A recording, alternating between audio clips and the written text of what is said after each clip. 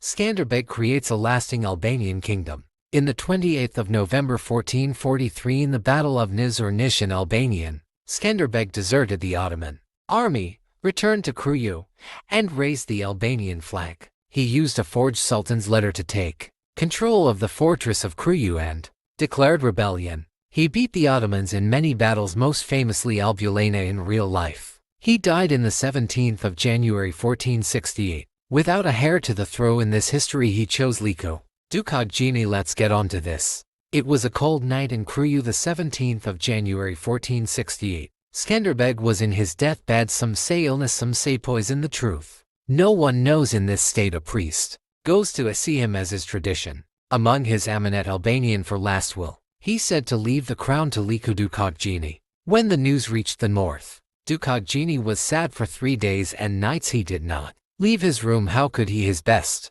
friend, the person who he admitted most, had died, but eventually he came out. The battle against the Ottomans had to continue. He fought a battle to keep them at bay, and in the meantime he set up Krujë as the capital and Prizren as regional capital. In the north he made the canon law, and unlike in our history he write it down, so there was no room for interpretation. He declared Albania for Albanians, not for Catholics, not for Muslims, not for Orthodox, but for Albanians. He news came that Venice was attacked. They thought that now that Skanderbeg was dead, Albania was rotting. They were wrong. Liko Dukagjini was outnumbered 5-1, but he won in 28 November 28, 1470. He took Lajuë on a symbolic day. He took a symbolic city. Venice moral was crushed. Liko Dukagjini started a military school built upon the foundation of University of Dyrrhachium, so he didn't have to be everywhere at every time. In December 12, 1470 he took Berat and Gjirokastër from the Ottomans.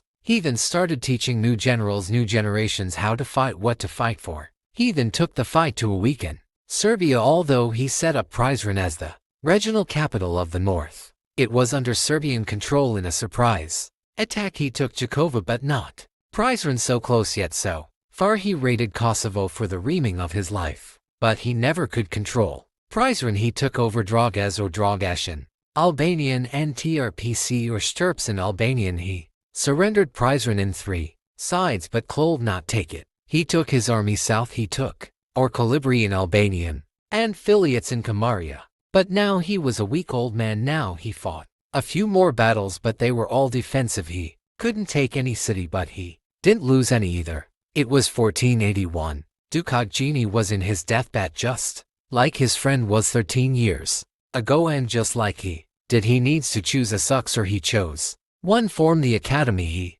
created a southern setting, a president to not have power, into generators in one region. The crown walled past, beaten the 2 regions, setting up a new type of government type where the king is not the son of the previous king, neither is he elected. He is chosen by the previous king. This is all for part 1. Let me know if you want a part 2.